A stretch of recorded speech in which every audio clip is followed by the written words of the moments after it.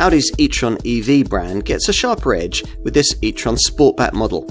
This coupe SUV has a much more stylish look and, like the standard SUV variant, offers the choice of 2 battery sizes and 2 or 3 motor drive options. If you thought Jaguar's I-Pace was the only battery-powered luxury large SUV capable of rewarding at the wheel, driving one of these might make you think again.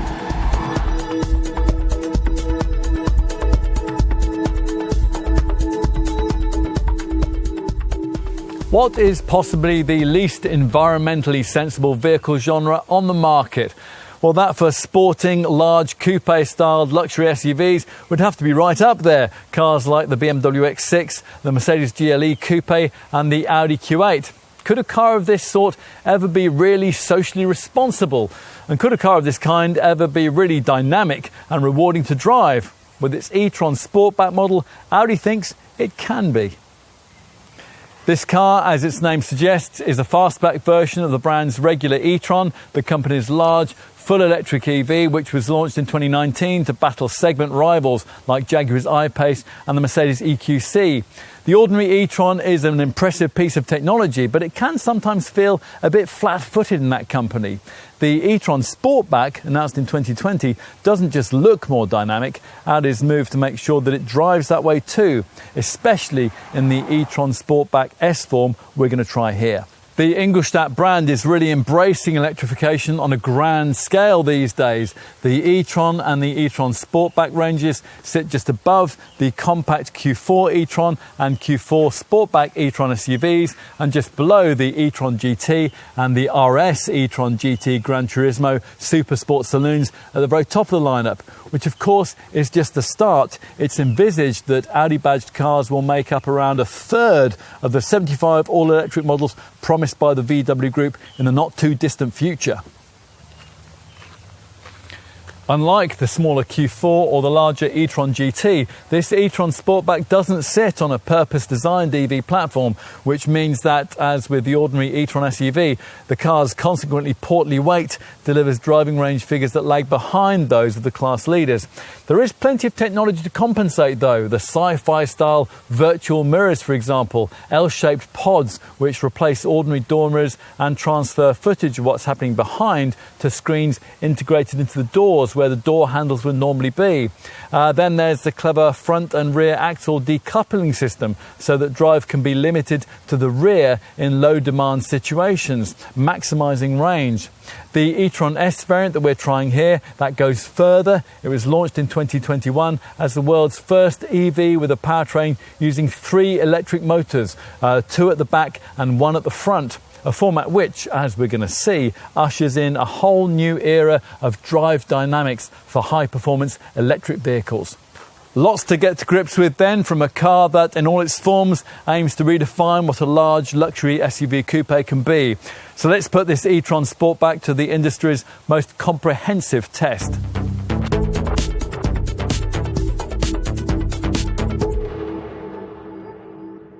So here we are about to drive this e-tron Sportback, an EV at the forefront of the fresh fashion for plug-in performance.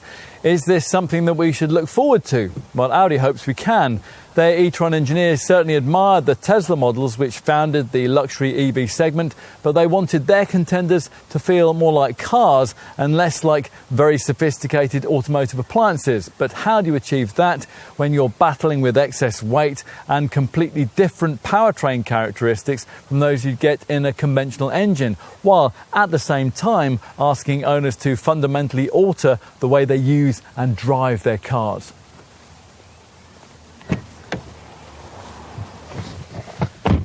Every brand has its own perspective on this. Audi wants its operating systems to feel different yet familiar.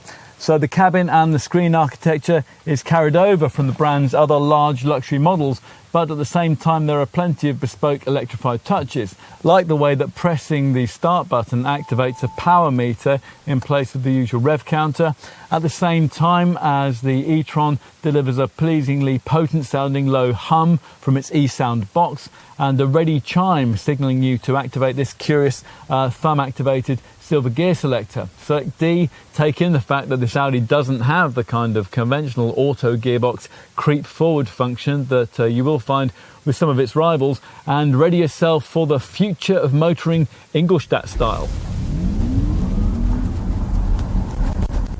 Electric cars may have come on quite a lot since you last looked. 2 electric motors are now de rigueur on larger models like this one, and uniquely, faster versions of this Audi can now even offer 3.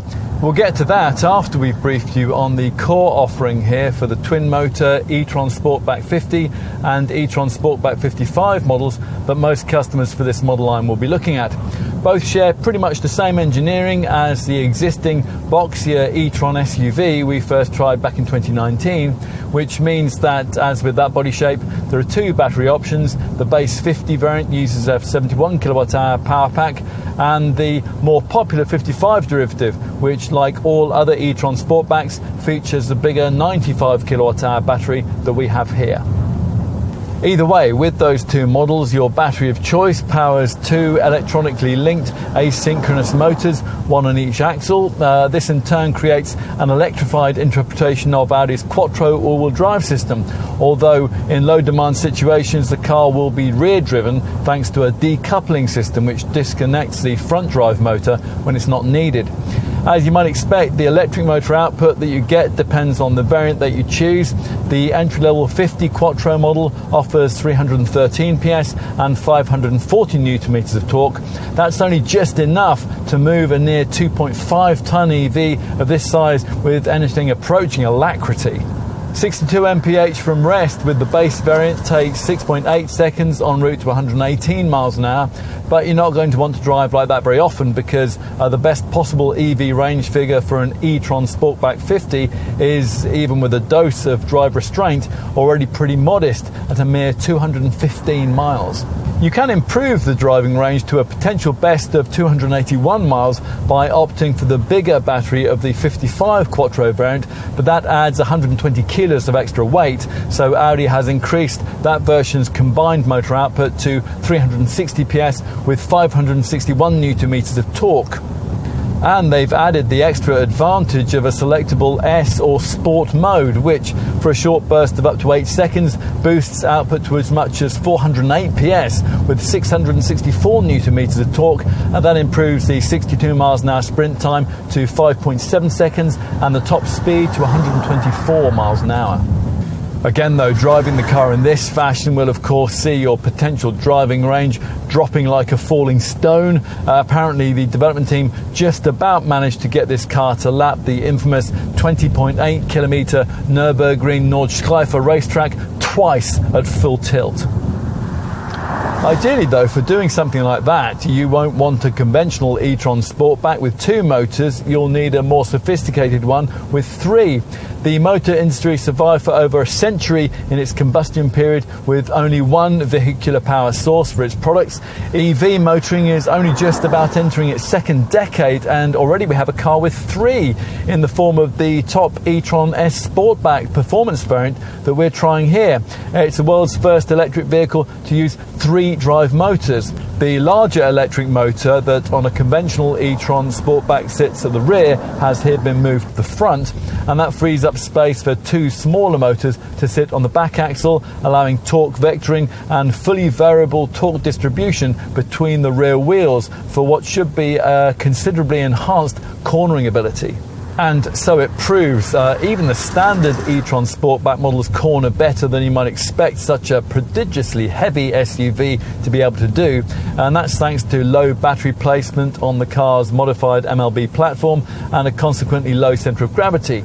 The electrified Quattro system on those standard models works well too. It seamlessly shunts drive from front to rear in a manner that'll give you real confidence through fast sweeping turns. Not quite as much as you'll get with a competing Jaguar I-Pace though. This 3-motor S model though takes things to another level. The difference here is that you get real confidence through tighter, twistier turns, and that's thanks to the electronic torque vectoring system's ability to individually control the amount of drive fed to each individual rear wheel with pinpoint accuracy. And that's based on the grip and load active on either side of the car as you drive through each corner. It's sort of like a mechanical limited slip differential, except that here there's nothing except software linking the two rear motors, and they respond up to 25% quicker. While all this is going on, wheel selective torque control on the front axle uses the discs and pads to gently brake the inside front wheel as you turn, and that further helps to rotate the car into the turn as the rear tyres edge towards their limit. The whole setup apparently allows for a very un-EV-like lurid oversteer on a circuit, but for fast road use, the traction it provides is genuinely astonishing. When we first tried the rather flat-footed SUV version of this e-tron model back in 2019, we'd never have believed that a version of the same car could be made to handle like this. As promised, a fresh standard has been set for EV dynamics here. The only disappointment, as with the more ordinary e-tron Sportback models, lies with the relative lack of steering feel. That's a familiar Audi issue, although the variable ratio progressive rack is certainly accurate. If only though it gave you the same confidence as the drive system, what a car this would be. Extra motive power in this S model means a higher output, of course, up to 435 PS with 808 Nm of torque, or with the S mode engaged for overtaking 503 PS, and that's a thumping 973 Nm of torque. It's enough to simply hurl this Audi at the horizon. 62 from rest is recorded at 4.5 seconds, but it feels quicker than that because the pulling power is so instant. It tails off only as you edge close to the 130 mph maximum. Drive more sensibly, and a claimed range of up to 236 miles is supposed to be possible. Again, that's distinctly on the modest side. Something like a Tesla Model S Plaid is even faster than this top Audi, but it still manages to deliver another 154 miles of range. Whatever e-tron Sportback variant you choose, to get the most from each battery charge, you'll have to spend at least some of the time on the most frugal of the 6 drive modes offered by Audi's familiar Drive Select system. That's efficiency. There are 5 further mode settings: comfort and sportier dynamic. They're the main ones, but there is also all-road and off-road too if you're on bumpier terrain, and auto if you can't make up your mind and you want the system software to do all the deciding for you. Plus there is an individual menu if you want to set up all your own parameters. The various settings change steering and throttle response, but they will only change ride quality too if on an ordinary 2-motor e-tron Sportback model you ignore the first 2 trim levels and you get yourself a variant with the variable adaptive sport version of the standard air suspension setup. The top Vorsprung trimmed 2-motor model and all of the e-tron S variants, they get the even more sophisticated 4-corner air suspension with electronic shock absorption control setup that we've been trying here. That would probably make a big difference on the lesser derivatives, but with these top ones, that merely compensates to some extent for their potentially larger wheel rims and the extra weight that they have to carry about. The e-tron S Sportback that we've been testing here, that tips the scales at 2,620 kilos before options, and that's about the weight of a couple of family hatchbacks, and that makes it one of the heaviest cars we've ever tested, which explains why for exemplary ride quality you have to stick to a 2-motor model and a trim level S-line that on an Audi usually delivers the very opposite of that.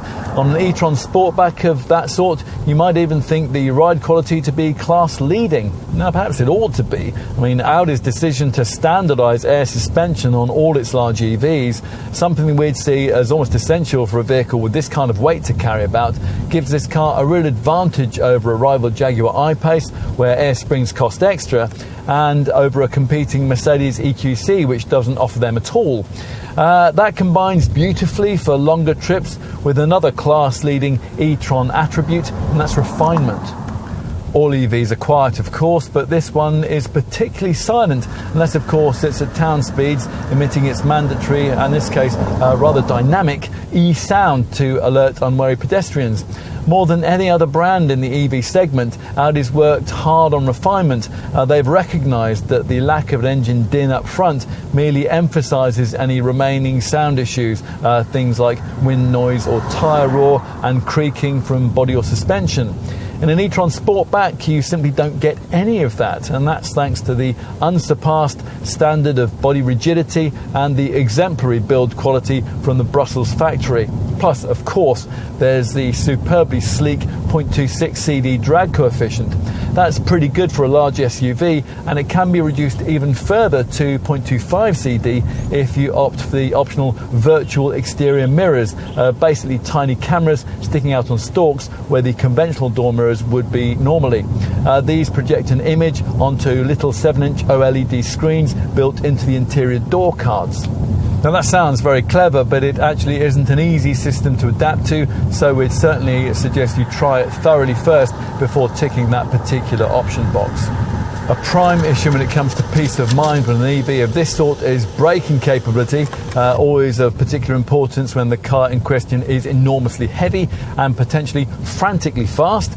You'll probably already know that electric vehicles rely on the drag of regenerative engine braking to scrub off speed far more than their ordinary friction wheel discs. Often to date with EVs though, those two systems have remained separate. Now cleverly, this e-tron's integrated electro-hydraulic brake control system, it combines them. Depending on the situation, this setup decides whether to decelerate using the electric motor, the wheel brake, or a combination of the two, and that acts on each axle individually. Most of the time, in the interests of energy harvesting, the conventional wheel brakes are ignored. In fact, they come into play only if you put more than 0.3 Gs of weight onto the brake pedal.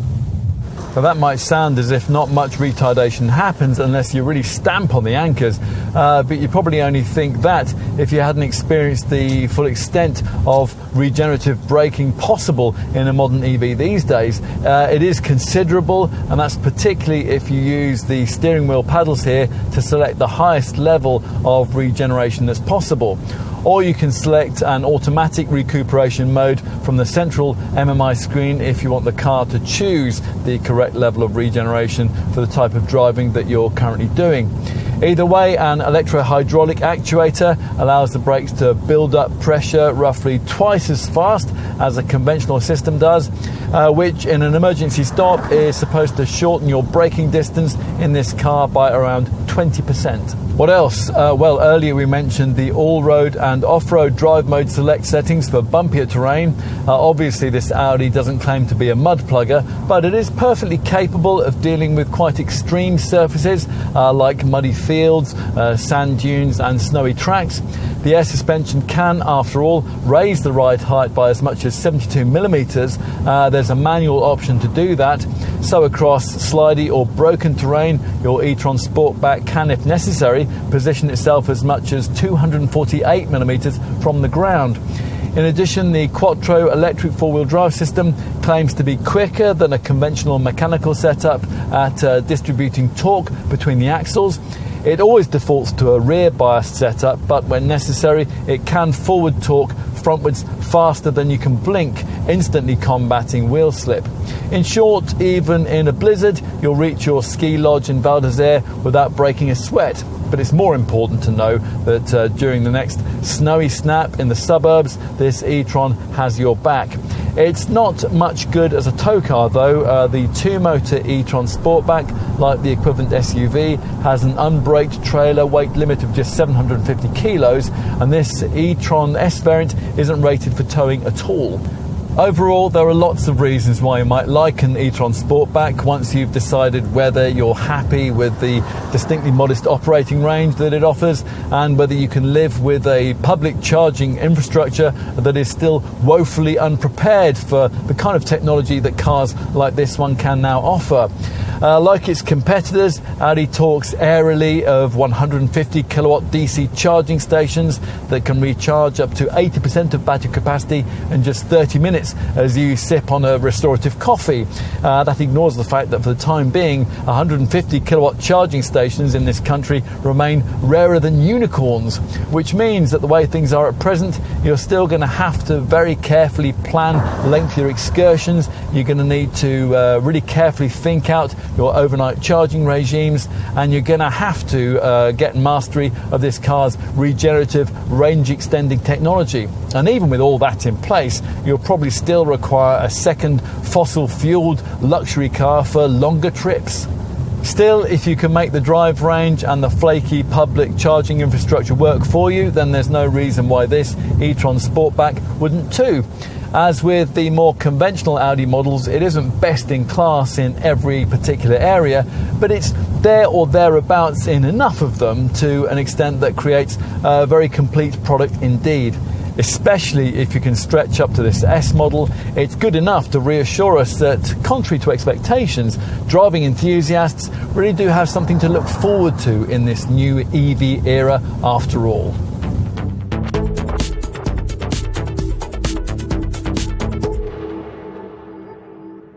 There's plenty going on here. The e-tron Sportback attempts, in Audi's words, to combine the power, presence and space of an SUV with the elegance of a four-door coupe and the progressive character of an electric car.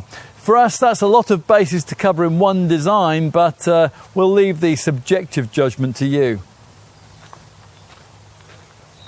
What we've got here is certainly a substantial piece of Ingolstadt real estate, over 4.9 metres long and sitting over 1.6 metres high, although there's plenty of panel work sculpting to disguise the bulk, including this mid-level crease that flows through the door handles and this prominent upper swage line that emphasises the powerful rear haunches. The key difference over the brand's ordinary e-tron SUV is obvious from this perspective: a coupe-like rear roofline cut from the A7 Sportback, which sweeps back 20mm down via steeply raked D-pillars into a liftback style tailgate. The lower edge of this third side window rises towards the rear, a typical Sportback feature, and between this upward slanting lower crease and the lower side sills is a trim panel that's either black with the standard e-tron Sportback or silver with this S model. Either way, it's supposed to draw the eye to where the battery and thus the energy centre of the car can be found. Nice touches include the optional virtual mirrors, L-shaped pods which protrude on aerodynamic stalks, replacing the ordinary door mirrors, and the inclusion of charging flaps on both sides of the car behind the front wheel arches. They feature copper-themed e-tron badges and they neatly open with the push of a button. And of course there are big wheels which on this S model sit in arches 23mm wider. The rims themselves vary between 21 and 22 inches in size. We've got the 21-inch 5 Y-spoke rotor gloss anthracite black diamond cut sport alloys here. As usual with modern Audis, the front end is dominated by the kind of huge octagonal single frame grille you might think an EV wouldn't need.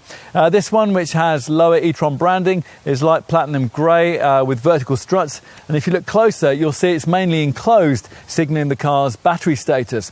These corner air curtain outlets are finished either in black with the standard e-tron Sportback, or they feature in larger, more expressive silver trimmed form with this faster S model. As usual, the LED headlights get embellished with the brand's intelligent matrix technology further up the range, but ideally you'd want the extraordinary digital matrix beams we have on this top variant.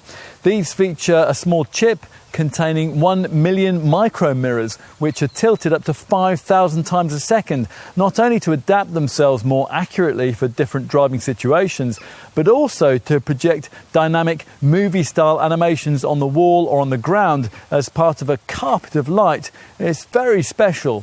Now, whatever headlight tech you've chosen, the lower part of each unit is made up of 4 horizontal segments that create an e-tron specific signature for the daytime running lights. At the rear, as is usual with Audi's latest large models, a light strip connects the LED tail lamps to each other, emphasising the substantial 1935mm body width. The upper edge of the bumper, like the lower diffuser, will be coloured black with the standard e-tron Sportback, but both look far more striking with the silver finish that's been applied to this top S variant. Either way, the diffuser stretches the width of the underside with a distinctive design signature intended to draw the eye to the absence of exhaust pipes. All the underpinnings here are of course shared with the ordinary boxy e-tron SUV, which means that unlike Audi's smaller or larger electric vehicles, there's no EV specific chassis, but instead a modified version of the conventional MLB platform that all the company's larger models use. Enough of the outside, let's take a look in the cabin. which, as you'd expect, is the same up front as with the company's ordinary boxier e-tron large SUV, which in turn shares this 3-screen fascia with all of Audi's other large series models, so those more used to, say, an A6 or a Q7 will feel right at home. Although they might continue, like us, to think that this layered fascia isn't quite as successful in mixing real buttons and touchscreen functions as is the case with the brand's smaller A3. Unique e-tron elements include this wraparound trimming arc, which envelops the outer perimeter of the dash, plus there's orange-themed lighting around the cabin at night. And the backrest upholstery stitching is designed around a motif which is reminiscent of electrical circuit boards. More significant differences to conventionally engined Audis can be found in this wide centre console between the seats, which of course on an electric car like this doesn't have to accommodate a bulky transmission tunnel. So the brand has instead created this multifaceted compartment to fill the space, a storage area which looks like it should be lidded but which isn't, and which rests on open sidewalls. That's intended to lend it the feel of a light, sleek sculpture. Actually, this aspect of the design is just annoying because items you stash in here tend to fall out if you corner too enthusiastically. You might also take issue with this unusual gear selector here. It's operated by a handrest which appears to float above the console, and it's activated by a one-touch action conducted with either the thumb or index finger. It feels awkward at first, but it's one of those things that you'll adjust to and you'll possibly end up rather liking. You could perhaps make a similar observation about this car's technological party trick. Its optional virtual exterior mirrors claim to be a world first, but they were actually first used on the limited run Volkswagen XL1 Eco car back in 2013. They've not been fitted to this test car, but when they are, they amount to what is basically a GoPro style camera sticking out on a stalk where the door mirror would normally be. The cameras project their images back to a pair of little 7-inch OLED screens, one in each side of the front of the car, positioned just here at the top of the door card, just below the window glass. Now, Audi says it offers them for two reasons. Firstly, to improve aerodynamics. They reduce the drag coefficient from 0.26 to 0.25 CD, which apparently adds in a few extra miles of driving range. And secondly, as a safety feature, the brand points out that virtual exterior mirrors are clever enough to use navigation data to automatically vary the style of their projected image to give you a clearer rearward view in 3 driving environments: highway use, turning and parking. They can be adjusted and they can be folded just like normal mirrors too. Our perspective on their safety value is a bit different. First, when you want to look behind you and you're not using your rear view mirror, it's simply not natural to look at the top of a door panel. You could perhaps get used to that over time, but rather more of an issue is that the OLED screens are prone to reflections and sun flare. Plus, they're fiddly to adjust. You have to drag your finger around the screen. The whole concept here it'll certainly get your passengers talking, but whether you'd actually want to live with it is another matter. In any case, this cabin already has enough screens. The one you'll use most is the virtual cockpit display, which is the 12.3-inch TFT digital monitor you view through this 4-spoke wheel, which usually shows 2 virtual dials. There's a speedometer on the right and on the left. There's an EV power meter gauge, the centre of which can be configured to show either electrical consumption, average speed, driving time or distance travelled. The central part of the virtual cockpit screen, that can be configured too to show either range, trip computer or drive assist data, or on this S model you can also prioritise a lap timer. As usual with the virtual cockpit setup, using this steering wheel view button, you can instead shrink the size of the 2 dials, either to give that central information readout more space, or the ways to allow room for a rather cool full-width navigation display. There's also a choice of overall layout themes, usually either classic with green and blue edge dials, or sport where you get white dial edges. This S model also has a further e-tron sport layout, which shrinks everything to a single central dial, incorporating range, digital speed and gear info surrounded by a power meter gauge. while all the customizable information readouts that we've just referred to sit to the left and right of the main dial. All of this works, of course, in concert with the two MMI touch response central stack monitors we mentioned at the beginning. To be frank, we have some reservations about this layout, mainly because it relies almost entirely on screen touch and voice control. The lower iDrive style manual rotary controller you get on the rival BMW iX3 is far more intuitive. To be fair, this twin screen setup does work a bit better than the similar one that's found on Range Rovers and Jaguars. Firstly, because there isn't really anything very significant that you have to look down to see on the lower screen there. And secondly, because all the functions incorporate haptic feedback, and that sees the touchscreen surface emit a tactile and acoustic signal when a function is pressed. Now, you don't always get that though unless you prod the screen quite firmly. The highest central monitor is 10.1 inches in size, and it features tile apps that you can move around with the kind of drag and drop functionality that you'll be used to from your smartphone. They deal with the most important radio, media, telephone and navigation functions. Plus, as you'd expect, there's the usual Audi smartphone interface, and that's compatible with the wireless Apple CarPlay and the Android Auto systems. And of course, you get a full suite of Audi Connect media connectivity features too, which amongst other things deliver online media streaming, a Google Points of Interest search function, also a comprehensive Audi online traffic information system, plus there's news and weather feeds via a Wi-Fi hotspot which supports the superfast LTE advanced mobile data network. Configurable favorites buttons help to tailor the system to user preferences, and they allow up to 7 drivers to store their preferred settings in individual user profiles and set up to 400 parameters. And there's a particularly useful car section that gives you all kinds of helpful driving range, charging and efficiency orientated readouts. The lower monitor, which is 8.6 inches in size, is reserved for more comfort-orientated features, although its screen can also be used to trace letters that the search system can then use to give you selection options. Of course, you might expect that to be just another thing that would leave these shiny displays continually coated in grubby, smeary fingerprints. That's particularly a problem in these pandemic days with the repeated use of hand sanitizer. And you might also worry about sunlight reflection. Now, Audi has tried with partial success to mitigate both those issues by use of an anti-fingerprint coating and a layer of anti-glare film, but to some extent both problems do still remain. What we do like about this setup though is the way that the upper screen can be turned off to prevent nighttime distraction, and its main functions can then be summarized on the top part of the lower display. Enough on screens. The leather-stitched seats are superbly comfortable and they position you fairly loftily. You certainly sit higher here than you would in a rival Jaguar I-Pace. That's one of the reasons why forward vision here is excellent. As usual though, on models purporting to be coupe-like, your over-the-shoulder view isn't quite so great. The rear pillars are quite thick, and that's also exacerbated by the low roof and the small rear window. So it's just as well that parking sensors and a rear view camera are standard fit.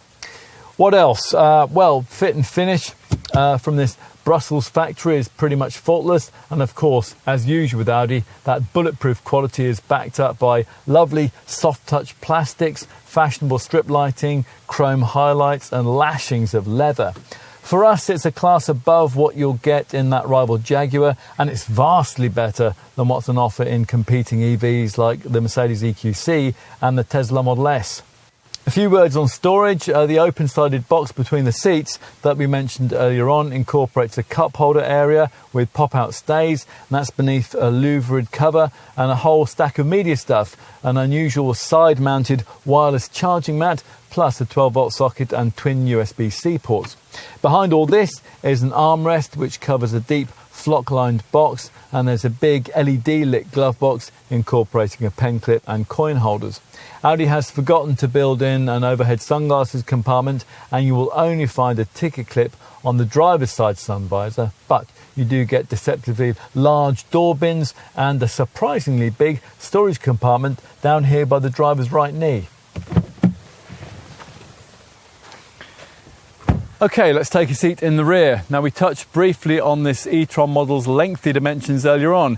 It's 139mm longer than a rival Mercedes EQC and 219mm longer than a Jaguar I-Pace. In fact, amongst direct rivals in the segment, only the Tesla Model S is lengthier. All this bodes well for rear seat space, although you might worry that back seat headroom might be compromised by this swept back roofline. Let's take a look. This Sportback's 20mm reduction in ceiling height might bother you if you're a 6-footer. Your head will be brushing this immaculately crafted roofliner, but otherwise it feels pretty spacious back here. Inevitably, you'll be much less comfortable if there are three of you and you're stuck in the middle here. Shoulder room with a trio of adults wouldn't actually be too bad, but this middle seat is narrow and it has a stiff backrest. At least there's no prominent transmission tunnel here to impede you though. Just above it are twin vents, a 12-volt port and twin USB-C ports too. Seems a bit mean on a car of this price not to include rear climate controls though. I mean, obviously you can pay extra for the 4-zone climate control, which would give you that. Its control screen would sit where this rather useless central compartment sits. Should there be just a couple of you, you'll be able to bring down this armrest, which has a shallow lidded storage compartment, but also, rather meanly, only includes cup holders if you pay Audi extra for the optional storage and luggage pack. There are overhead reading lights, there are coat hooks in the grab handles, there are decently sized deep door bins and seat back net pockets. Right, let's take a look at the cargo spaces that this e-tron Sportback can offer. Yes, cargo spaces, there are two of them. We'll start with the one up front. Audi's designers haven't wasted the extra room created by the lack of an engine up front, so e-tron Sportback owners get a fruit or a frunk or whatever else you want to call it beneath the bonnet. Now, you could complain, quite rightly, that it's not very big, but we would point out that this 60-litre space is more than double the size of the front compartment you get in the I-Pace, and that is quite significant because it makes it big enough for the storage of the two charging leads and saves them from cluttering up the boot. The tailgate's power activated, of course, and it can, as here, be specified to work with foot operation. Once it's completed its rather arthritic progress upwards, a decently sized 555-litre boot is revealed. The heavily sloped rear screen means it's 45 litres less than the ordinary boxier e-tron SUV body shape can offer, and dog headroom will be rather restricted if you happen to need that. What's on offer here is also quite a lot less than what you get from a rival Tesla Model S, but perhaps more relevantly, it's a useful 50 litres more than you get with the Jaguar I-Pace rival EV we were just mentioning. Unfortunately, unlike both the Tesla and the Jaguar, you do have to negotiate quite a high loading lip in order to reach this cargo area, and that is topped by this impractical silver panel which will quickly attract scratches and scrapes. More positively, you get some useful underfloor storage space, although of course much of that will be used up if you're wise enough to specify the optional spare wheel that sits in that deep well. The optional storage and luggage pack we mentioned earlier on gives you useful luggage compartment side nets, plus a net that you can attach to these four substantial looking chromed tie down points to stop small items from rolling around the boot floor. If you need more room and you need to fold the rear bench, you'll be pleased to find it retracts in a convenient 40-20-40 split, so longer items like skis can be pushed forward between two rear-seated folk. Fold everything down, and although the cargo space created isn't quite flat, there's no step up to the rearward part, and you get 1,595 litres of total space. That's 60 litres less than in the ordinary e-tron SUV. With the rival Jaguar model we mentioned, the back seats only fold 60-40, and they retract to reveal a space with a quoted dry item capacity that's a massive 432 litres smaller. That makes you think, doesn't it?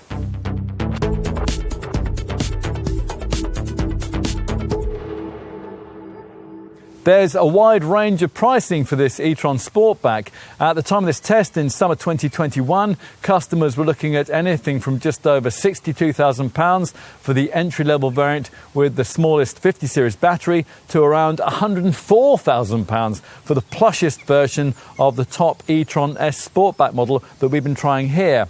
think in terms of a premium of £1,800 over the standard SUV e-tron body shape. As with that body style, there are 5 trim levels for conventional models: Technic, Sport, S-Line, Black Edition and Vorsprung. If you're looking at the standard twin motor variant of this Audi, then ideally you'd probably want to upgrade from the standard 71 kilowatt-hour battery of the entry-level 50 Quattro version to the larger 95 kilowatt-hour battery of the 55 Quattro variant with its extended range. The price premium to do that is £10,800. If you want to go further and get the more powerful 3-motor S version of this model, which also uses the 95 kilowatt-hour battery, then the premium to do that will be just under £9,000. Now that is assuming that you are upgrading from a typical mid-range S-Line spec e-tron Sportback 55 Quattro to the standard e-tron S Sportback Quattro derivative we have here, which at the time of this test cost around £89,000. S variants come only in this standard form or for £15,000 more in plusher Vorsprung guise. If you're looking at getting yourself a plush Audi EV from the company's e-tron sub-brand, then an entry-level e-tron Sportback 50 model will cost you around £10,000 more than the top 50 e-tron version of the next model down in the range, the brand's smaller Q4 SUV. If you're looking at this more powerful 3-motor e-tron S model and you'd be as happy with a super sport saloon as with a coupe SUV, then you'll want to know that for this S variant you're paying nearly £10,000 more than Ingolstadt's alternative model in the segment, the 4-door e-tron GT Quattro, a car which offers up to 27 horsepower more. Of course, you might also consider a conventionally engined Audi as an alternative to an e-tron Sportback. Probably the closest match would be the brand's Q8 TFSI-E, a plug-in hybrid PHEV model, which at the time of this test was priced from around £73,000. That's about the same as an entry-level e-tron Sportback 55 Quattro. That electrified Q8 would give you just under 30 miles of all-electric driving range.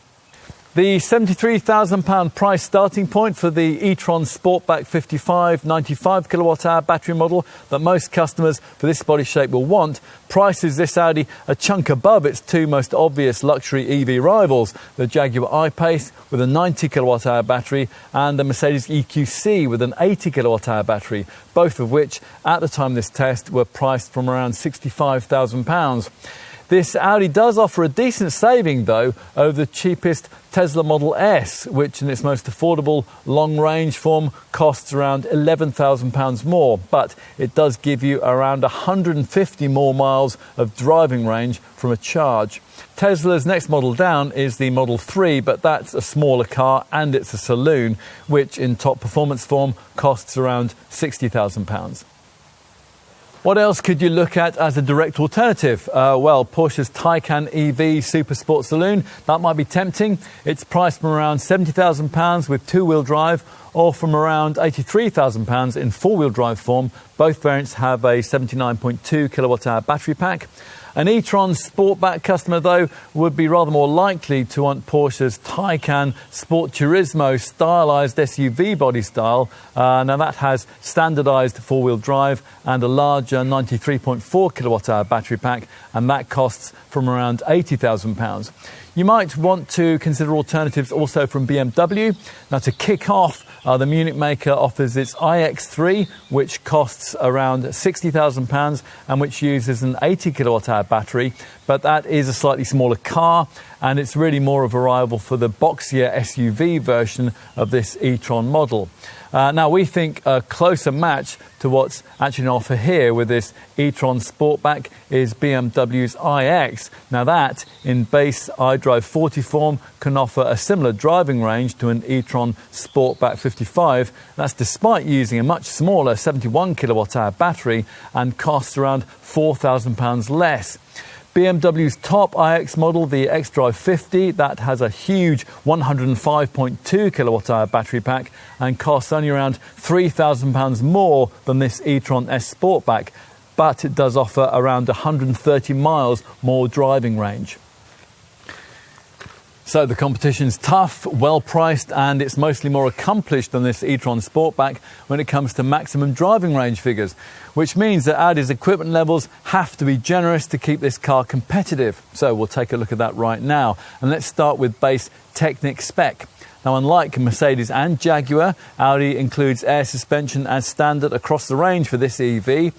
Given the weight that this kind of car can have and the effect that that can have on ride quality, it's a feature that we see as pretty much essential, actually. In this case, it's a fully adaptive system that works in conjunction with the 7 settings of the Audi Drive Select driving mode setup. It automatically regulates ride height and damping as necessary, and it also includes a self-leveling suspension and a manual lift system too. There's also a Quattro electric four-wheel drive system and progressive steering, which reduces the effort that's needed for low-speed manoeuvring. But it does also alter its ratio at higher speeds so that it feels more direct through the corners. As usual with an EV, you also get a couple of charging cables, of course. There's a Mode 2 lead for plugging into a conventional 13-amp socket, and a Mode 3 cable for use with wall boxes or AC public charging points. What's unusual here, though, is that Audi provides a charging flap on both sides of the front of the car, so you're not constantly trying to stretch the lead that you're using to a single point.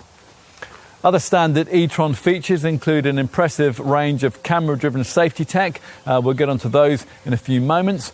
And most of the luxury niceties that you'd expect on a car of this price. These include full LED headlights, 20-inch 5-arm alloy wheels, a power-operated tailgate, an anti-theft alarm, and a high gloss pack, which finishes the roof frame and the window trims in aluminium.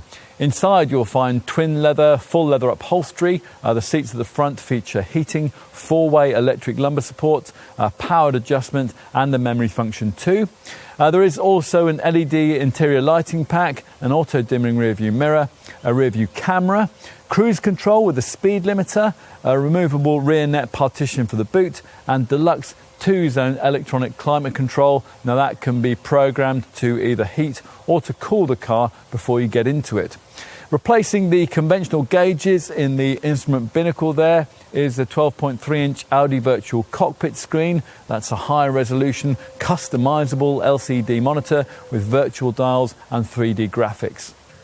Talking of digital displays, infotainment's taken care of by Audi's MMI Navigation Plus with MMI Touch package via a 2-screen central dash layout design that the e-tron shares with its A6, A7 and A8 showroom stablemates.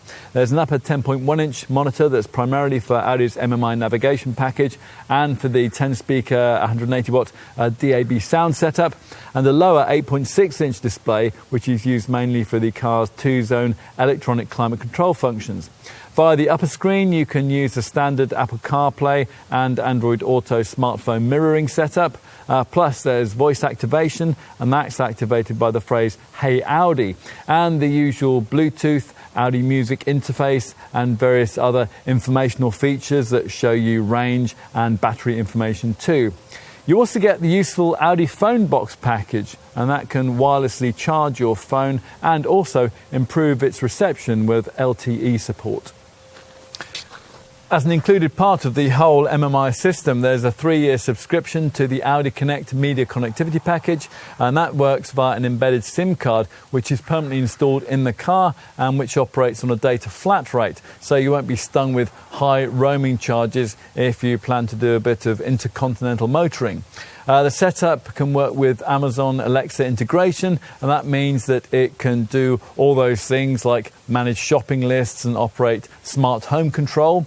Plus, the Audi Connect system also comes with an LTE data transmission module, and that establishes high-speed 4G Internet 3 access and creates in your e-tron a Wi-Fi hotspot supporting the superfast LTE Advanced Mobile Data Network. Through the Connect system, you can access special in-car versions of your Facebook and your Twitter pages, and it's also possible to read, write and send text messages and emails. The included online media streaming package that will give you access to millions of music tracks, and there's also a clever Audi online traffic information system which uses live traffic information to reroute you around jams. There is also the Audi Music interface, which offers simple pairing with your mobile devices using 2 USB ports with charge and data functions. Also built into Audi Connect is the Car2X services system, which the brand has developed in partnership with Daimler and BMW. Now, this allows this Audi to often almost magically respond to future weather or traffic conditions, or to somehow know what's around the next corner. It's not magic, of course. The setup is instead driven by a mobile phone supported so-called vehicle swarm exchange of information system, which will see your e-tron sending data on driving conditions back to a central hub, which then shares it with other drivers. What else? Well, you can take Audi Connect connectivity with you even when you're not in your e-tron, thanks to the improved My Audi app. This transmits points of interest to the navigation system, it streams music, and it can transfer your calendar to the MMI infotainment screen. The app also allows you to seamlessly plan a route across multiple devices. So if you're going to a restaurant in an unfamiliar city, for example, and you have to park a few streets away from the venue, then navigation will continue with you on your smartphone as you complete the journey on foot. Finally, as usual with vehicle apps of this kind, you can also use it to get a vehicle status report. You can lock or unlock the doors from wherever you are. And of course, as you now expect with a luxury EV, you can now use it to program your chosen charging regime. So that's covered what you get with base Technic spec. What about if you want to spoil yourself a bit more than that though? Well, as I mentioned earlier on, the next trim level up is Sport, which has a smarter dynamic design for the 20-inch wheels, plus softer Valcona leather for the front sport seats, black glass operating buttons, a front comfort armrest, a wireless charging mat and 2 USB-C ports in the rear. Most customers, though, want to start their perusal of the lineup with mid-range S-Line trim, which comes with a much sportier look. That's courtesy of bespoke bumpers, an S-Line rear diffuser, rear privacy glass and larger 21-inch 5-arm turbine wheels. S-Line spec also gives you piercing matrix LED headlamps and adaptive sports air suspension. And inside, it delivers a branded perforated leather steering wheel, a black cloth headliner, dark matte brushed aluminium trim and extra leather for the dash, the door armrest and the centre console. If you like the S-Line spec but you want a meaner and more distinctive look, then Audi serves up Black Edition spec, which gives you a black finish for the roof rails, the door mirrors, the front grille, the window surrounds, the bumper trim strips and the 21-inch 10-spoke rotor gloss anthracite alloy wheels. Inside there's a flat-bottomed leather multifunction sport steering wheel with gear shift paddles. Finally, if you're not constrained by budget, there's top Vorsprung trim, recognisable by huge 22-inch 5-spoke structured matte titanium Audi Sport wheels with orange brake calipers. Plus there's black roof rails and a gloss black finish for the exterior Audi rings and the rear e-tron logo. Vorsprung trim gets you the brand's 4-corner air suspension with an electronic shock absorption control system. And at this level in the range, you also get Audi's uber clever digital matrix lights, which tailor their beam to different types of driving and include enhanced light animations that can be customized. Inside there are super sport seats with diamond stitching, a Bang & Olufsen sound system, a head-up display, a heated steering wheel, powered door closure and a multicolored extended LED interior lighting pack. Rear seat folk are looked after with 4-zone deluxe automatic climate control and with heated seats too. There are opulent inlays in fine grain ash and natural volcanic grey, and you also get an extra package of camera safety elements. We'll cover those off in just a moment. Here we've opted to test the 3-motor e-tron S Sportback model, which in its standard form gets a trim package that's quite similar to that of the S-Line in the standard range, but with the addition of special S-design finish for the 21-inch wheels, super sport seats with diamond stitching and the 4-corner air suspension with electronic shock absorption control. Plus you also get the Audi Beam Plus feature, which projects the e-tron brand logo onto the ground when you open a front door at night. and also the exterior updates that we briefed you on in our design section. They include specific flared wheel arches, unique silver trim bumpers, silver trim on the flanks, aluminium door mirror housings, and black calipers with S branding. And finally, if money really is no object, then Audi offers a top e-tron S Sportback Vorsprung model, which gets all the Vorsprung niceties of the standard 2-motor e-tron Sportback that we just briefed you on, plus unique 5-arm interference design, titanium grey Audi Sport wheels and a panoramic roof. On to options. As on any EV, before you start spending any additional cash, budget first for the installation of a charging wall box in your garage if you haven't already got one. Audi has a compact e-tron charging system which consists of a control unit and a Type 2 Mode 2 cable, and it can be fitted by the brand's installation partner PodPoint for £359. Plus, for another £150, you can specify a neat wall mounting bracket for it to sit on. Otherwise, probably the most notable extra you could consider are the futuristic virtual door mirrors that your Audi Centre will probably be quite keen to tell you about. Now, these replace the conventional door mirrors and project images onto little OLED screens mounted on each front door. They certainly look sophisticated, but not everyone likes the way they work in practice. Looking down to a door-mounted screen rather than at an exterior door mirror does take a bit of getting used to, so try before you buy with that one, especially since for this one extra, Audi charges a cool £1,250.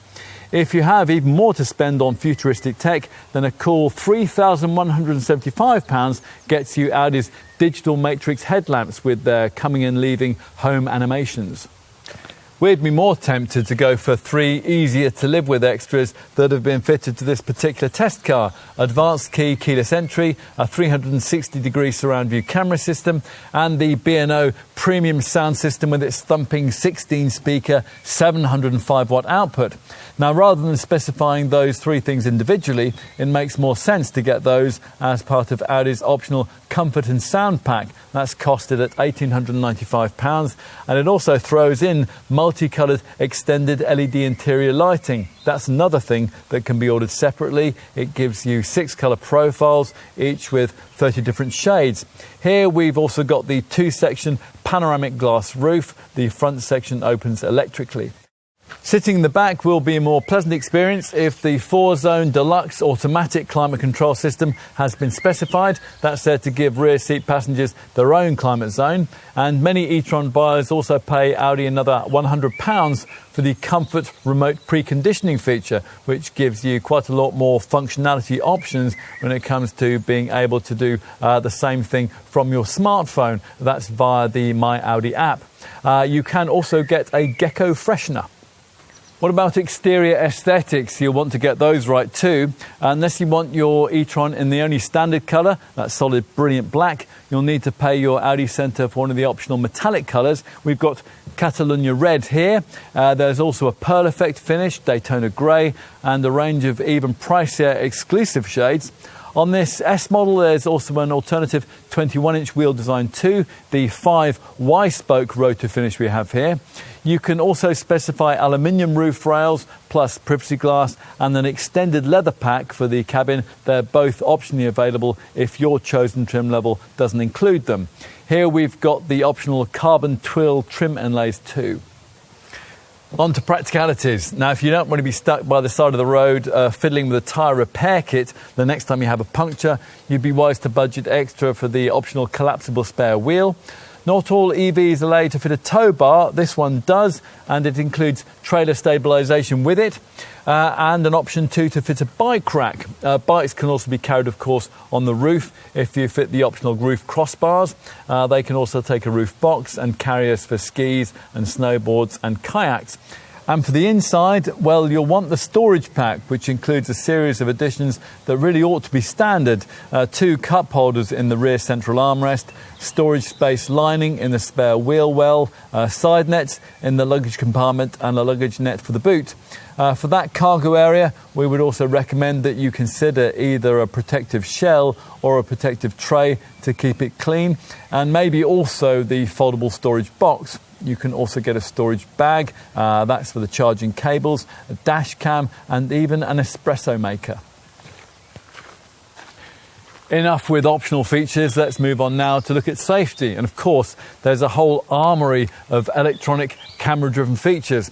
As you'd expect in this day and age, there's an autonomous braking system included in that roster. Ingolstadt calls its setup Audi Presense Front and Basic. Unlike other similar packages, this one scans the road ahead, looking for potential accident hazards as you drive, and it will automatically brake the car to try to avoid them if you don't respond to warnings.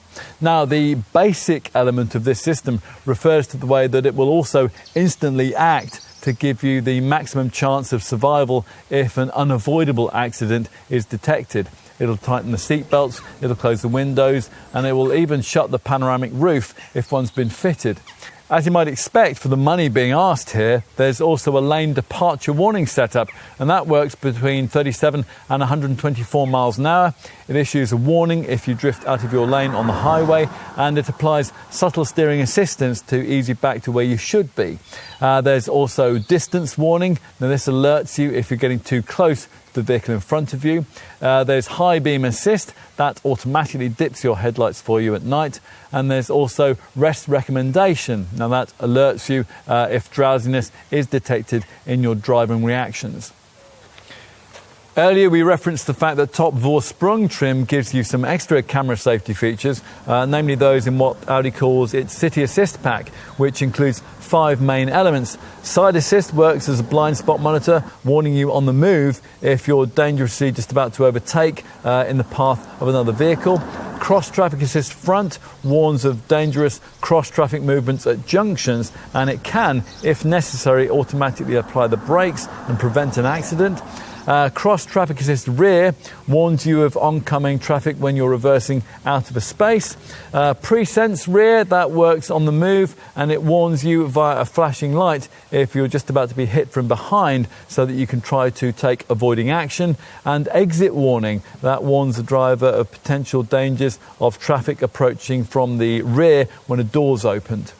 Whatever e-tron Sportback variant you select, we ought to make the point that this car is fundamentally very safe. A strong enclosing frame of sophisticated aluminium crash structures have been implemented to protect this e-tron's high voltage battery, making this car extremely rigid and crash resistant.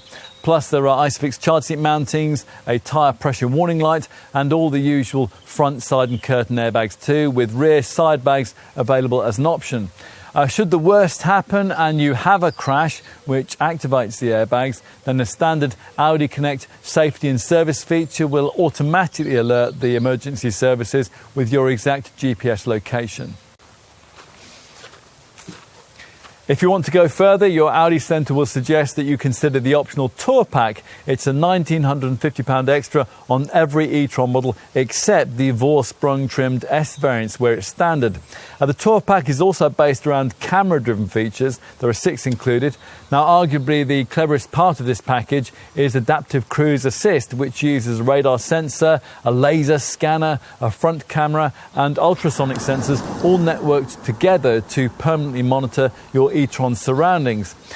Drawing on feedback from these systems, plus local speed restrictions and navigation data, Adaptive Cruise Assist works with an integrated predictive efficiency assistant to proactively control acceleration, braking, lane positioning and distance to the vehicle in front, all at any speed and with functionality which is equally effective whether you're stuck in traffic or completely alone on the road. It's really clever. As for the 4 other Tour Pack features, well, there's traffic sign recognition, which can picture road signs and display them on the dash.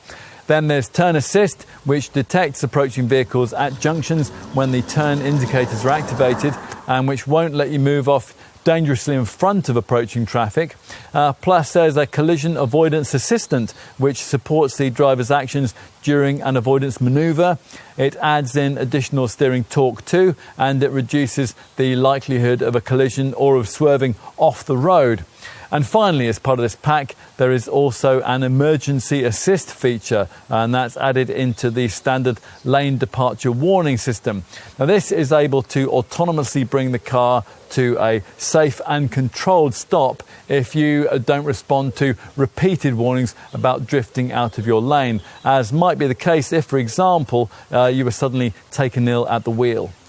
It all means that in driving an e-tron Sportback, there can potentially be a lot of safety systems to oversee, particularly if you've ticked a few options boxes. So, how on earth can you monitor all the different features in everyday driving and decide which ones you want to activate at any given time? Well, Audi has tried to simplify that whole process here by providing a driver assist button at the bottom of the centre stack, and that's there to allow the selection of the kind of electronic security blanket that you want. Now, basic includes only the most important items, maximum will give you absolutely everything, and individual will allow you to pick and choose the features that you want activated.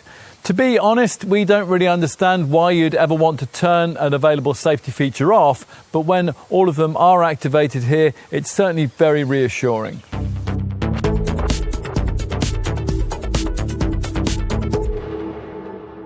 Much of the secret when it comes to creating the ideal luxury EV lies in the delicate balance between battery capacity and weight. The 95 kilowatt-hour battery that most e-tron Sportback models are sold with is larger than the sort of thing that some of its European rivals use. To take a couple of examples, Jaguar's I-Pace has a 90 kilowatt-hour battery and the BMW iX3 uses an 80 kilowatt-hour battery pack. But this Audi needs those extra cells because it's easily the weightiest car in the class.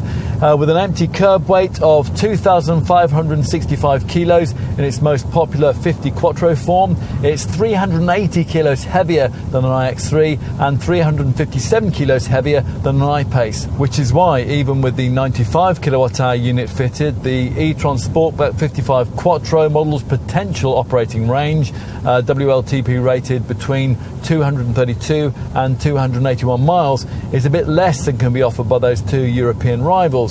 Measured under the same WLTP cycle, an iX3 goes 285 miles and an I-Pace 292 miles. If you need another barometer of segment measurement, then we'll tell you that at the time of this test in summer 2021, the standard long-range version of the class establishing Tesla Model S, that could go up to 390 miles.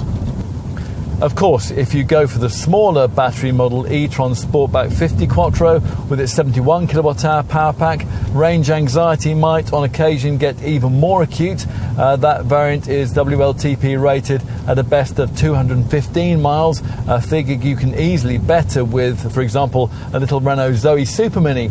The heaviest 3-motor e-tron S Sportback model we're trying here uses a larger 95 kilowatt-hour battery, and that's WLTP rated at between 215 and 236 miles. It's worth mentioning that this is 62 miles less than the other luxury sports EV model that Audi offers in the segment, the slightly less expensive e-tron GT Quattro, which uses exactly the same battery pack. As anyone with the top Tesla will tell you, replenishing a high energy capacity battery isn't for the faint-hearted. To get a feel for that, we'll tell you that if you connected a 95 kilowatt-hour version of the e-tron Sportback to an ordinary household 3-pin plug, it would take 42 hours to charge itself from empty. Audi says that you never would. They prefer to talk about the way that a 150 kilowatt public charging point would enable up to 95% of battery capacity to be replenished in only 50 minutes or 80% in just 30 minutes, which, as someone recently observed, might be roughly the amount of time it would take to go to KFC twice. Not long then. Unfortunately, though, at the time of this test, 150 kilowatt charging points in the UK were rarer than unicorns, but the Ingolstadt company promises us that things will eventually change. The brand has its own charging network, the e-tron charging service, which across Europe provides access to over 120,000 charging points throughout 21 countries. This provides subscribers with one RFID payment card accepted at a vast number of charge points operated by 18 suppliers across the UK and right across Europe, and it offers 2 fixed price charging tariffs. Audi has also partnered with Shell, Ford, the BMW Group and other VW Group brands to create Ionity, a joint venture aimed at establishing a European high-power charging network. At the time of this test, there were around 400 Ionity quick charge stations across the main traffic arteries in Europe. For pan-European motoring, you'll want to have an account with these, because at the time of this test, the pay-as-you-go rate was a hefty 69 pence per kilowatt. To begin with, you'll need a card to unlock the charging points, but shortly technology will be introduced that'll allow your e-tron Sportback to authorise itself and to remotely unlock the charging station. It all sounds good, but the reality is that for the time being, as we've been suggesting, finding a decently capable public charging point is still pretty difficult. You're more likely to come across a 50 kilowatt public point, and that can take a 95 kilowatt hour e-tron Sportback's battery from 20% capacity to 80% in 70 minutes. But even these are quite an unusual sight in this country. Fortunately, most of your charging with this car will be done at home once you've had the 11 kilowatt wall box fitted that Audi's electrification partner PodPoint recommends. Once that's installed, it will replenish a 95 kilowatt hour e-tron Sportback from empty in 8.9 hours. It'll be 7 hours for the 71 kilowatt hour 50 series model. A lesser 7 kilowatt garage wall box would need 14 hours for that task, which, to give you some segment perspective, is just over an hour longer than a rival Jaguar I-Pace would need. It works out to roughly 18 miles of range per hour. With a 50 Quattro model of 71 kilowatt hour battery, a 7 kilowatt wall box would need 10.5 hours for a full charge. Audi also offers a Charging System Connect garage wall box, which offers smart charging functions, for example, preferred charging at off-peak times. Plus, it can also work with self-generated solar power, provided your house is equipped with a photovoltaic system. Using this, the car can be set to charge preferentially using sunlight-sourced electricity, and it can even be set to charge in line with forecast phases of sunshine. Whatever type of battery replenishment you do, as with most big EVs, the claims here of full overnight charging are only just about justified, and they won't add up at all if you happen to have a late night and an early start. If reducing charge duration is a priority, then ask your Audi Centre about the optional second onboard charger, which has been developed for this car. Now, this is apparently able to significantly increase charging speed to 22 kilowatts. Websites like ZapMap are good for helping you to find the nearest charging station to you, or you can use the MMI Infotainment System's integrated e-tron route planner to organise your journey between charge stations. Bear in mind that the cost of charging publicly will be a bit higher than you'll pay at home. For reference, if you choose off-peak tariffs with your garage wall box, charging your e-tron could cost you as little as 14p per kilowatt hour, which means that charging your e-tron could cost you as little as 5.4 pence per mile. The brand's My Audi app allows you to manage all charging processes remotely. These include checking the battery and range status, starting the charge process, programming timers, and displaying driving statistics. You can also use the app to preheat or pre-cool the car prior to departure, so you don't have to use battery power doing that once you're underway. With all we've said about potential charging difficulties, it's possible that we're painting an unnecessarily bleak picture here. Obviously, it's very unlikely that a typical e-tron owner will be running this model as an only car, and we're perfectly aware that the average person's daily round-trip commute is about a tenth of the operating range of this Audi. Yes, range. Well, the WLTP, or World Harmonised Light Vehicle Test Procedure figures that we mentioned earlier on, are nowhere near as pie in the sky as the range readings that we used to get quoted under the old NEDC, New European Driving Cycle Test regime, but they're still pretty fictional. Based on this test, we're perfectly prepared to believe that, say, 225 to 230 miles would be possible between charges in the 95 kilowatt hour versions of this e-tron Sportback. But the point is that to achieve that kind of figure, you'd have to drive this car in the kind of fashion that would never really allow you to enjoy it. Base your journeys around the 190 to 200 mile operating range, and we think you'll be being a lot more realistic. Maybe a bit less than that in really cold weather though. For the 50 Quattro variant, we think you'd be looking at more like 160 to 170 miles as an achievable real-world regular figure. When it comes to maximising driving range, like most EVs, this car pitches in to help quite a lot. There's an efficiency drive select driving mode that you can activate, and in the drive select individual setting, you can keep the drive system in its most efficient setting, even if you want to alter the parameters of the other elements like the suspension and the steering to better suit your mood. If the optional Tour Pack has been fitted, then your car will come with a predictive efficiency assistant which proactively controls acceleration, braking, lane positioning and distance to the car in front for maximum range frugality. What else? Well, you'll have to keep an eye on the power meter virtual dial on the left of the instrument cluster if you're going to drive with maximum efficiency. And in the central screen's car section, there's also a charging and efficiency menu that gives you a battery level readout, and that's based around either everyday use or long distances. Now, you can change your targeted range mileage by tapping on the coloured bar, and the car will then try to work to it by, where possible, reducing power output and maximum speed, at the same time as dialing back the energy consumption of the convenience features like the climate control system. A particularly proactive way of increasing the distance that you can travel in this car between charges lies in the effective use of its various braking regeneration options, which Audi reckons are the most efficient on the market. Not everyone likes the way that aggressive brake regeneration can virtually bring the car to a stop all on its own, which is why you can turn this feature off or dial it back. The central screen's efficiency assist section allows you to switch between automatic and manual brake recuperation. When the whole setup's working to its max, it really does make a big difference, reclaiming spent energy as you cruise, slow or stop. When the regeneration system's fully active and you take your foot off the accelerator, the electric motors work in reverse. They become generators of electricity to recharge the battery. In fact, on a hilly road with regeneration set to the max, it's possible to gain as much as 70% of the energy used going uphill through regenerative braking on the way down. We like that stat. What else? Well, we should also mention the integrated heat pump, which harvests heat from both the outside air and the car's electrical components. The collected heat transforms a special liquid within the heat pump into a gas, and that causes it to rise in temperature. Now, the warmth is then transferred to the cabin via the heating and the ventilation system. Thereby it reduces the power demand from the vehicle battery on colder days, and it maximises driving range. Slippery aerodynamics also play a useful part in overall efficiency.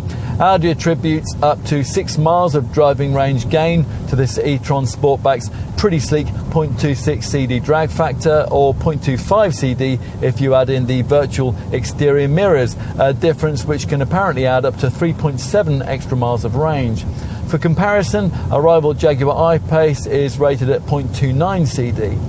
This Audi's slippery showing is aided by the sleek, smooth underbody area, an adjustable cooling air intake behind the single frame front grille, and just below it, integrated air curtains that efficiently channel airflow across the wheels and back along the sides of the car. What else might you need to know? Well, probably that for company car users, electric vehicles offer potentially huge tax savings because they fall into base VED band A, and they will attract just 1% of benefit-in-kind company car taxation in the 2021 to 2022 tax year, and 2% in each of the following years. There's no VED road tax to pay either, and you'll also possibly be interested in the fact that as an EV vehicle owner, you'll be exempt from the London congestion charge too. As for ownership peace of mind, well, you're limited to the usual unremarkable 3-year and 60,000 mile Audi warranty. You can extend that to 5 years at extra cost, but you shouldn't have to. The battery is covered by its own 8-year, 100,000 mile warranty, the same as Jaguar offers, but slightly inferior to Tesla's deal, which covers the battery for 8 years with unlimited mileage. Maintenance is obviously more straightforward than it would be for a combustion engined model. An electric vehicle does, after all, have 20% fewer moving parts. There's no fuel tank, there's no exhaust system, and there's obviously no internal combustion engine. You wouldn't think that, though, to look at the service intervals needed here, every 20,000 miles or every 2 years. Still, a Jaguar I-Pace is much the same. That needs a garage visit every 21,000 miles. As usual, it'll probably be sensible to consider one of the Audi service plans. Those will cover you for virtually everything in advance. There are 4 plans available, ranging from 2 years and 18,000 miles to 4 years and 36,000 miles. Insurance is a top-of-the-shop Group 50E, though. Brokers, it seems, don't like electric cars. Still, the news is reasonably positive when it comes to residual values. According to industry experts CAP, an e-tron S Sportback will still be worth 46% of its original value, or £40,300 after 3 years or 30,000 miles of use. Direct rivals struggle to match that kind of showing, and as a result, an e-tron should be very cost effective to lease for company or private drivers. What about the green issues? Well, Audi's done its best here. The e-tron's built in Brussels at one of the industry's first carbon neutral plants, a plant which has been supplied with 100% ecologically generated electricity since 2012. That isn't enough to satisfy some in the green lobby, though, who get very angry about the whole pure electric car zero emissions ethos. They reckon that it ignores the well-to-wheel demands of supplying the electricity which powers cars of this kind. We'd respond by pointing out to these people that they usually completely overlook the fact that CO2 figures for conventional cars fail to take into account the logistical cost of getting fuel to the pump. Still, if you are one of those enviro-conscious folk, we'll tell you that using a well-to-wheels calculation that's based on the latest UK electricity generating figures, the burden of filling your batteries in the e-tron Sportback 55 will result in a theoretical 51.7 grams per kilometre of CO2 being released into the atmosphere and an efficiency rate of 2.8 miles per kilowatt hour. That's certainly good, but it is some way from being completely green. It's also worth considering the fact that with technology as it is at present, automotive EV batteries are going to end up in landfills at the end of their working lives, which is about as far from being green friendly as it's possible to get. The Volkswagen Group is working hard to try to change this situation, building a pilot plant at Salzgitter, which either gives batteries a second life or uses them as a source of raw materials after recycling. It's still far more difficult, though, to recycle an EV battery than it is to recycle a fuel cell from a hydrogen-powered vehicle. For us, hydrogen power is the industry's true and long-term environmental solution. But for the time being, EVs are what we have. For all its faults, here is a very clever one indeed, though.